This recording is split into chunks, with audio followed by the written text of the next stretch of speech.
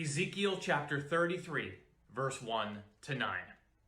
Again, the word of the Lord came unto me, saying, Son of man, speak to the children of thy people, and say unto them, When I bring the sword upon a land, if the people of the land take a man of their coast, and set him for their watchman, if, when he seeth the sword come upon the land, he blow the trumpet, and warn the people, then whosoever heareth the sound of the trumpet, and taketh not warning, if the sword come and take him away, his blood shall be upon his own head.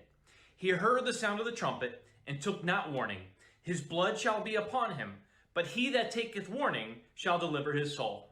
But if the watchman see the sword come, and blow not the trumpet, and the people be not warned, if the sword come, and take any person from among them, he is taken away in his iniquity, but his blood will I require at the watchman's hand. So thou, son of man, I have set thee a watchman unto the house of Israel. Therefore, thou shalt hear the word of my mouth, and warn them from me. When I say unto the wicked, O wicked man, thou shalt surely die, if thou dost not speak to warn the wicked from his way, that wicked man shall die in his iniquity, but his blood will I require at thine hand. Nevertheless, if thou warn the wicked of his way to turn from it, if he do not turn from his way, he shall die in his iniquity, but thou hast delivered thy soul.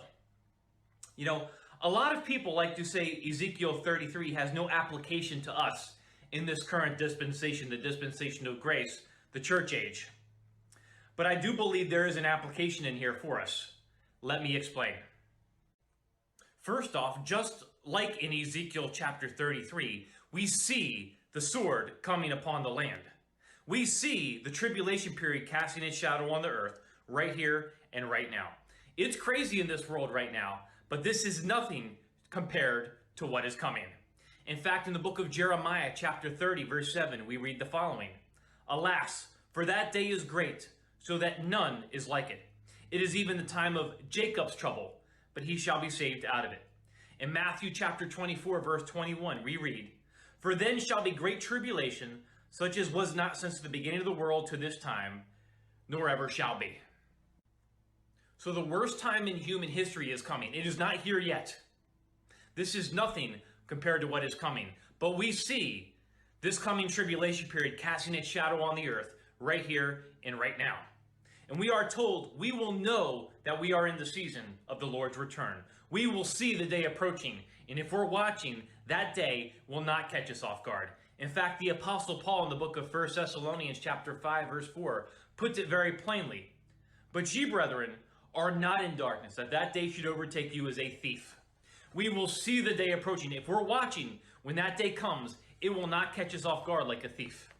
Unfortunately, for a majority of the world, who's so caught up in this world, it's going to catch them off guard because they're not watching. But we see, just like in Ezekiel chapter 33, we see the sword coming upon the land. And what are we supposed to do? We are to warn the people.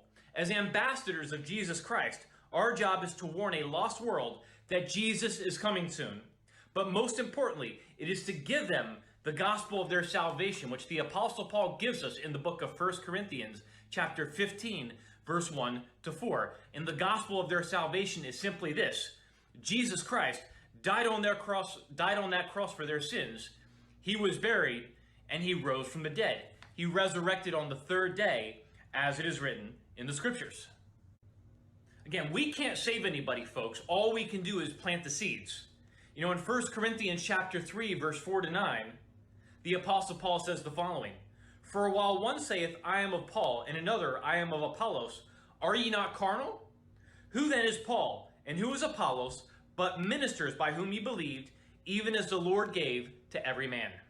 I have planted, Apollos watered, but God gave the increase. So then neither is he that planteth anything, neither he that watereth, but God that giveth the increase. Now he that planteth and he that watereth are one, and every man shall receive his own reward according to his own labor. For we are laborers together with God. Ye are God's husbandry, ye are God's building. So all we can do is plant the seeds and let God provide the increase in his timing. Right? But we see the sword coming, just like in Ezekiel chapter 33. Right? We see the sword coming upon the land. But before the tribulation period does begin, Jesus Christ will rapture all those who are saved. Snatch away suddenly, remove. Rapture his church before this tribulation period begins. Things are converging and intensifying all over the world like never before, just like Jesus said they would in his word. Jesus likens his return, his second coming, which is at the end of the 7-year tribulation period, to a woman in travail that's about to give birth. Right before the baby comes. Again, the contractions are going to intensify. They're going to get closer and more intense. The birth pangs are going to increase in intensity and frequency all the way up until the delivery of the child. And that's exactly what we're seeing right now all over the world. The birth pangs are increasing in intensity and frequency all over the world. The stage is getting set up for the rise of the Antichrist in the New World Order after the rapture of the church. People are being conditioned to submit to government and authoritative rule. People are being conditioned to eventually accept the coming mark of the beast, which will be implemented during the coming tribulation period, which we are not in yet. Watchmen and watchwomen all over the world are saying the same thing. Jesus is coming, and he is coming at any moment to rapture his church. You make a difference, whoever you are watching this. You make a difference. You are an ambassador. If you're saved, you're an ambassador for the King of Kings and the Lord of Lords, Jesus Christ, and we have a job to do. So blow your trumpets, all you watchmen and watchwomen out there, rise up with me, because we have a job to do in these final moments. In the days, weeks, and months ahead, Lord willing, unless Jesus comes for his church. Again, we're watching every day on this channel. But as things get crazier around this world, in the days, weeks, and months ahead, Lord willing, we need to blow the trumpets, folks. We have a job to do. And again, our job is to tell people, again, that Jesus is coming, and he is coming at any moment to rapture his church. We need to tell people that Jesus Christ is the only way to the kingdom of heaven, and he's the only name that's going to save them. And our job, the most important thing, above all else, is the gospel of their salvation. The gospel is the plumb line. And again, our job is to give people the gospel of their salvation in a simplistic form. Not give them religion or legalism or complicate the message, but tell them they can be saved right here, right now, this very moment, and tell them that now is the accepted time. Now is the day of salvation.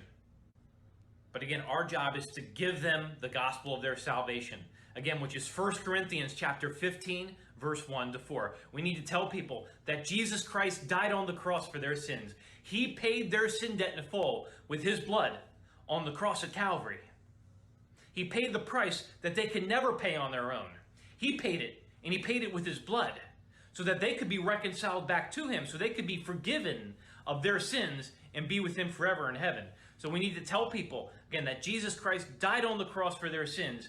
He was buried, and he resurrected. He rose from the dead on the third day, as it is written in the scriptures. We need to give people that message and then pray for them.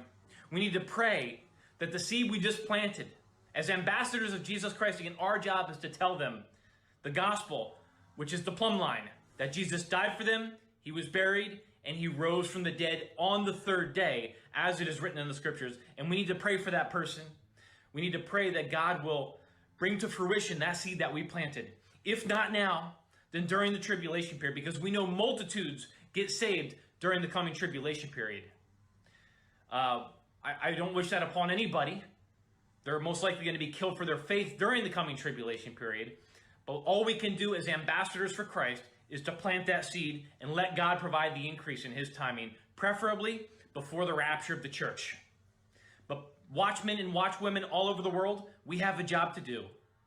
In the days, weeks, and months ahead, Lord willing, we have a job. So blow your trumpets, watchmen and watchwomen all over the world, because make no mistake about it, that day is approaching.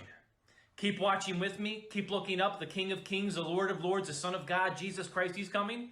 And he's coming quickly, one day very soon at the appointed time, sooner than many of us even realize. Keep watching with me, and God bless you all.